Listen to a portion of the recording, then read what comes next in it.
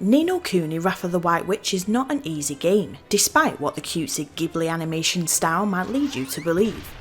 This game requires grinding, strategy, a strong party setup, and familiars that can hold their own in battle whilst enduring a large amount of damage before needing to be healed up, or what I like to call battle tanks. Tank familiars represent one of the 4 categories that I like to organise my familiars into, which are healers, tanks, attackers and spellcasters. Dinoceros is of course the ultimate Ni no Kuni battle tank, but a lot of players consider it to be game breaking and prefer not to use it. So today I want to focus on a few alternative tanks to Dinoceros that you might want to consider, some of which are accessible much earlier in the game. My first entry is the desert-dwelling green buncher, whose physical defense stat might not be as high as some other familiars featured on this list, but this star sign familiar from the Flora genus family should not be overlooked. The fact that it can be tamed in the Shimmering Sands makes it a great early game tank for Esther, whose affinity with Flora genus types grants green buncher an abilities boost. Having a star astral sign gives this familiar a resistance to poison and storm attacks and an advantage over sun signs. The Creature Compendium and Wizard's Companion states that, due to its appearance, the green buncher is often mistaken as food, which makes it hostile, which is quite funny but does make me question how anyone could mistake a massive green buncher bouncing around the desert as food. I suppose delirious travellers. Anyways, Flora familiars are resistant to stun, but are weak to curse attacks, and Green Buncher's miracle move is Prism Guard, which increases its defense by 50% for 30 seconds, which can make all the difference. Green Buncher's trick set is comprised of Stalagmites, Blunt and Sandblast. Stalagmites sees Green Buncher summon large stalagmites from the ground to inflict physical damage on a single foe. It's actually quite a powerful move. One thing Green Buncher is great at is making enemies more vulnerable and open to attack. Casting Sandblast grants an 80% chance of blinding an enemy, and Blunt lowers enemy attack stats by 20%. Although Green Buncher can reach a maximum level of 20, it can be metamorphosed into its second form Yellow Buncher as early as level 14. The genus-linked vulnerabilities and resistances of course carry over after metamorphosis. And since Yellow Buncher retains the Star Astral sign of its predecessor, the natural resistance to poison and storm attacks and an advantage over sun signs remains. What makes Yellow Buncher special is the physical attacks that become available. At level 10, the trick Belly Buster becomes available, a trick shared with my second favourite familiar Griffey, and it is very impactful. At level 18, Pebble Pelt is learnt, which causes physical damage and has a 50% chance to cause confusion. Finally, at level 27, the water trick Bubble Bath can be used to inflict water damage on foes in an arc formation. Yellow Buncher's high attack and physical defense stats make this familiar an excellent tank. Yellow Buncher can be tamed on Shipwreck Shore with a 5% chance of recruitment. It can reach level 38 but can be metamorphosed at level 25 into one of 2 final forms. Players get to choose between the Moon Sign Overripe Buncher or Underripe Buncher. The Overripe Buncher can learn some powerful physical and support attacks, most notably Boulder, Rockfall and Maddening Melody. Its max level is 62 and this familiar can only be gained through metamorphosing a Yellow Buncher. It cannot be found in the wild. The Underripe Buncher, however, can be found in the wild at the Genie's Footsteps with a 3% tame ability. Note that Underripe Buncher has a 20% chance of dropping a Moondrop upon defeat, which is increased to 32% if Swain's Trickshot ability is used to steal the item. Unlike Overripe Buncher, Underripe Buncher can learn the Healing Tear trick at level 18, which can be very useful.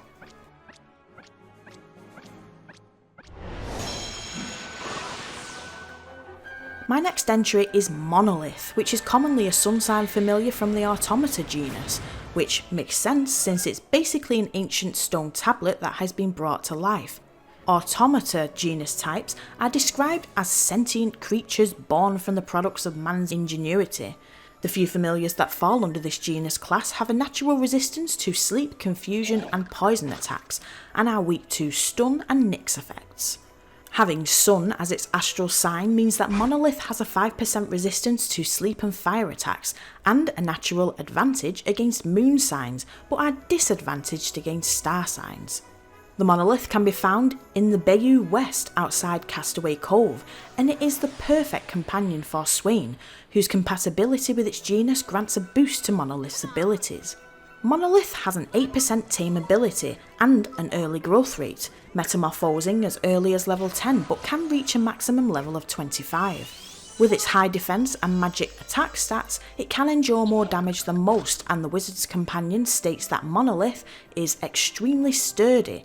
They turn aside most blows with ease. The Creature Compendium reiterates this by stating that Monolith is robust and difficult to damage. Monolith has a talent for inflicting status ailments on enemies, particularly Petrification, Sleep and Curse, using its Petrifying Puff, Spite and Drowsy Drops tricks.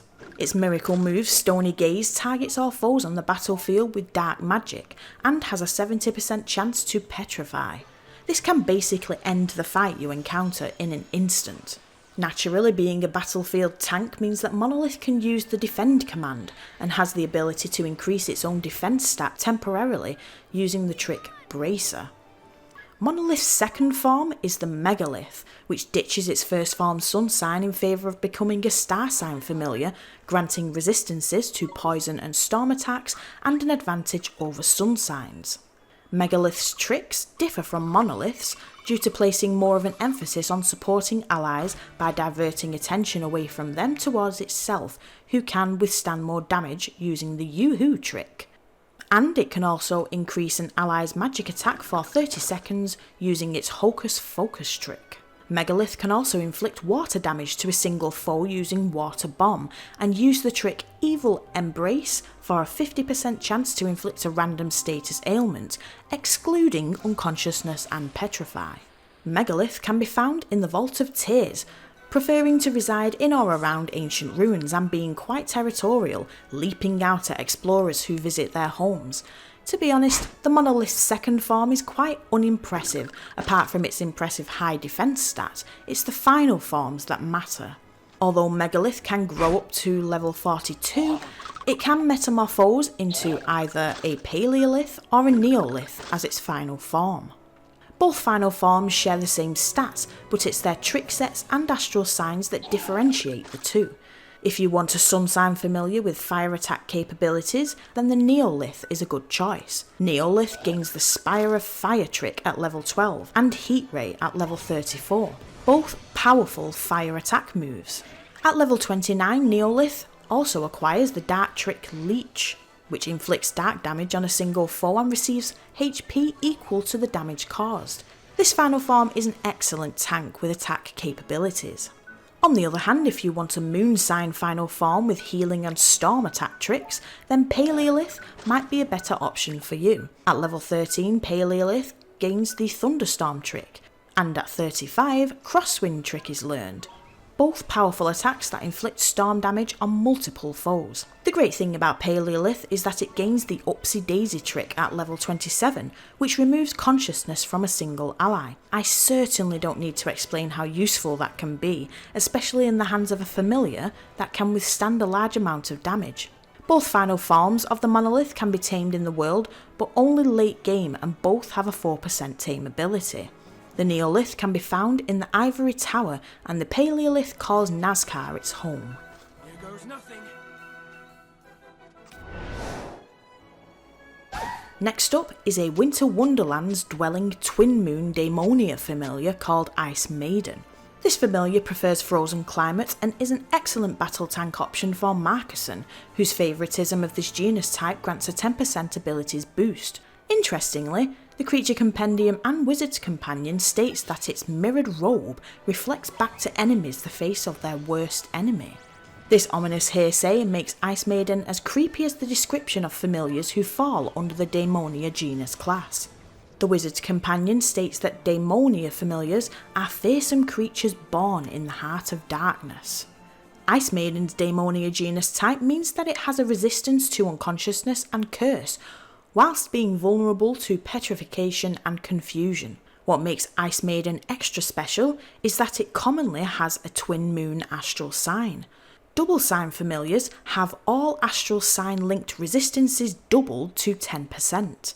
So, being a twin moon sign means this familiar is 10% resistant to confusion and water type attacks, and causes more damage when pitted against star sign familiars. In terms of tricks, Ice Maiden comes with Snowball at level 1, which inflicts water damage to a single foe and has a 5% chance to petrify the target. The Evil Embrace support trick is learned at level 6 and has a 50% chance to inflict a random ailment on the target, excluding petrify and unconsciousness.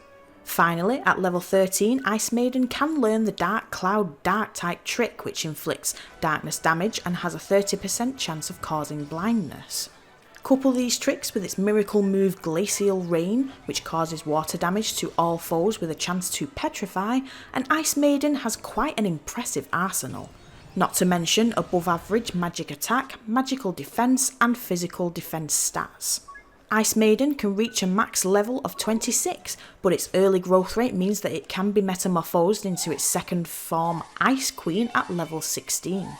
Ice Queen has a very colourful summary in the Creature Compendium and Wizard's Companion, which jointly describes how this ghastly gothic being drags injured travellers into the shadows, feasts on their vitality and then drags them from the land of the living to a realm of eternal darkness. Yikes! On the bright side, at level 17, Ice Queen can learn the support trick Enlighten, which temporarily increases its magic attack by 35%. She also gains Snowblower at level 29, which is a new and improved version of the Snowball trick that targets enemies in an arc formation instead of targeting a single enemy. Ice Queen can be tamed at the Glittering Grotto, but it's actually easier to metamorphose an Ice Maiden. Ice Queen can reach level 46, but can be transformed into its final form at 31. Its final form is a choice between Sinister Sovereign or Eldritch Empress, both of which have a Sun Astral sign, high magic attack and defense stats, and above average physical defense. Becoming a Sun sign means that both final forms now have a resistance to sleep and fire attacks and have an advantage over moon signs. Sinister Sovereign embraces a fire type trick set, with Hot Stuff being gained at level 14, Flame Fan at level 52, and Ray Gun at level 68. These are powerful tricks in the hands of Sinister Sovereign, who also boasts the ability to cast Black Blast, a dark type trick gained at level 27 that inflicts a large amount of darkness damage on a single foe. Sinister Sovereign can be tamed late game in the Ivory Tower with a 4% tame ability. Eldritch Empress, on the other hand, embraces more of a dark and water type focus trick set and can be tamed in Nevermore. Its level 28 Polar Puff and level 51 Dropsicle water type tricks come with a 5% chance to petrify the target, but this familiar does not forget its dark roots.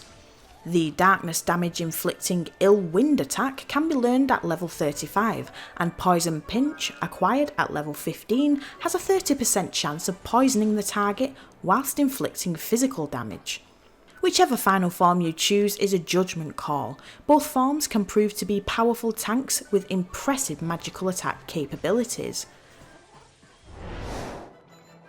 Next up is Bonehead and his subsequent forms.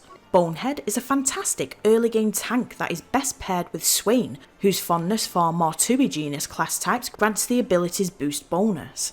Found at the southern exit of the Golden Grove, northwest of the Shimmering Sands, Bonehead has a 6% tame ability and high accuracy, attack and defense stats. When you emerge from the Golden Grove for the first time and come face to face with a Bonehead, you can immediately see how much of a tank this familiar is. Bonehead is tough, especially compared to the familiars faced in the Golden Grove and Rolling Hills areas.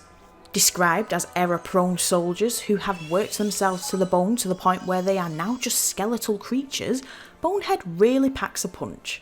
The tragedy of a Bonehead's fate is further emphasised by their genus-type description, which states Mortui classes have been condemned to wander this world for eternity as tragic beasts, to whom death did not allow the escape they so craved. As a member of the Mortui genera, Bonehead is resistant to unconsciousness and blindness, whilst being weak to petrification and Nyx attacks. Commonly found to have a moon astral sign, Bonehead comes with a 5% resistance to confusion and water attacks, and they have a natural advantage against star sign familiars. A level 1 Bonehead comes with the support trick Sabotage, which weakens enemies by granting a 50% chance to lower a single foe's defense by 30%. The physical move Smash Hit is gained at level 7 and is followed by the trick Ray of Light at 17, which inflicts physical damage on foes in a line formation. Its miracle move Inner Strength increases its own physical attack by 30% for 30 seconds. Bonehead can reach a max level of 28 but can be metamorphosed at level 18 into its second form Bone Ranger, who ditches its ancestral moon sign in favour of having a star astral sign. Its star sign grants Bone Ranger a 5% resistance to poison and storm attacks and an advantage over some familiars. Naturally, this star sign also comes with a disadvantage against moon signs, ironically putting it at a disadvantage against its previous form. If not gained as Bonehead's second form, Bone Ranger can be found at the Ghostly Gorge. Its trick set consists of support tricks with the exception of the physical attack Petrifying Poke learned at level 28. The level 1 Sabotage trick is followed by the trick Blunt at level 7 and Evil Embrace at level 16. Despite being capable of reaching a max level of 55, Bone Ranger can metamorphose into one of two final forms at level 35. The first possible final form is Bone Baron, who can otherwise be found roaming around the Ivory Tower with a 3% tame ability. Its Sun Astral sign makes it more effective against moon signs and grants a 5% resistance to sleep and fire attacks. Bone Baron's stats are impressive across the board, but its attack, accuracy and physical defense stats stand out as being particularly high.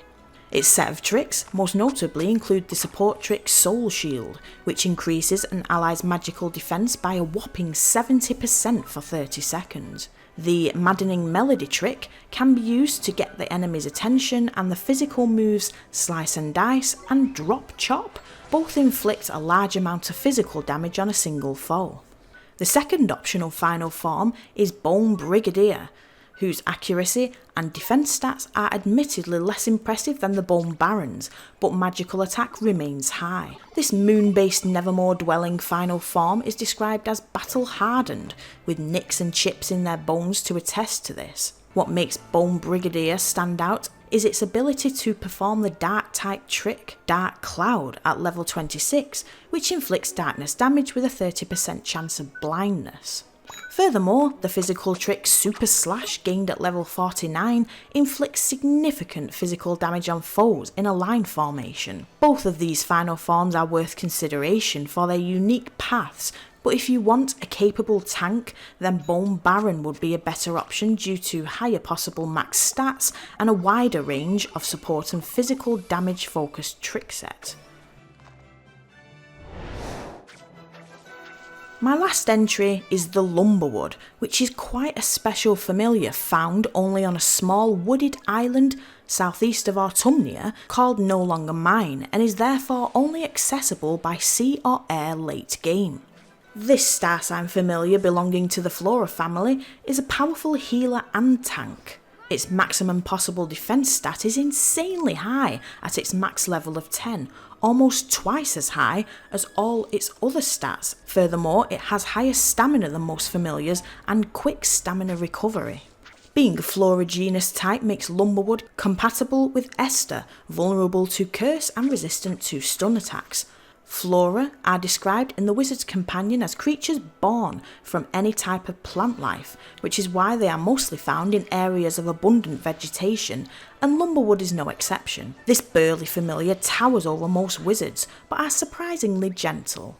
Lumberwood comes with the Sling Stone's physical trick at level 1 and can learn the Healing Tear trick at level 6. Its miracle move Groundswell is an impressive move that causes physical damage to all foes. Lumberwood has an early growth rate and can be metamorphosed into a Limberwood at level 8, an unflappable creature that gives off a floral scent.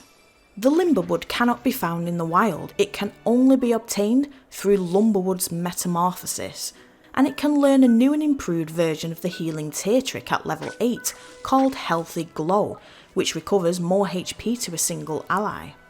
At level 12, Lumberwood gains the Sickly Spores support trick that has a 60% chance of poisoning the target, and last but not least, the physical attack Rockfall is acquired at level 17, which rains down rocks on all enemies on the battlefield. Lumberwood can reach a maximum level of 18, but can be metamorphosed into either an Umberwood or a Wildwood at level 12. Both of these final forms have a stamina of 50, maintain their Star Astral sign, and can only reach a maximum level of 30, but trust me, that's enough. At 30, these beasts are forces to be reckoned with. Both are equally great battle tanks with healing capabilities, so which you choose is entirely down to personal preference of the moves included in their trick sets. The Umberwood has the physical type trick Belly Buster at level 13 and can learn the healing rain trick at level 14, which recovers HP for all allies at once and is super handy. Umberwood can cast the Stalagmit's physical attack at level 20, which is a powerful move, and at level 24, the trick Shower Curtain is learnt, which temporarily increases all allies' magical defense by 50%. Wildwood, on the other hand, can use the Storm trick Crosswind at level 14 and Yoo-Hoo at level 22, which can be used to get the enemy's attention. In terms of physical attacks, Wildwood can use Ear Splitter at level 18, making him my preferred final form for Lumberwood. Finally, at level 25, Wildwood can learn Haymaker, which is a very powerful physical type move. Note that neither of these final forms can be found in the wild. So there you have it, there's 5 of what I believe to be the best tanks in Ni no Kuni Wrath of the White Witch. Of course there are other familiars that can hold their own in battle, but these are the ones that stick out in my mind as being challenging enemies and formidable allies. Before I go, I want to thank my viewers for your patience. I know it's been a long time since I've created a Ni no Kuni related video, but rest assured that the game is still very much on my radar and I am committed to creating more Ni no Kuni content, so do stay tuned. I've been Heather at Amalgamingle and thank you very much for watching.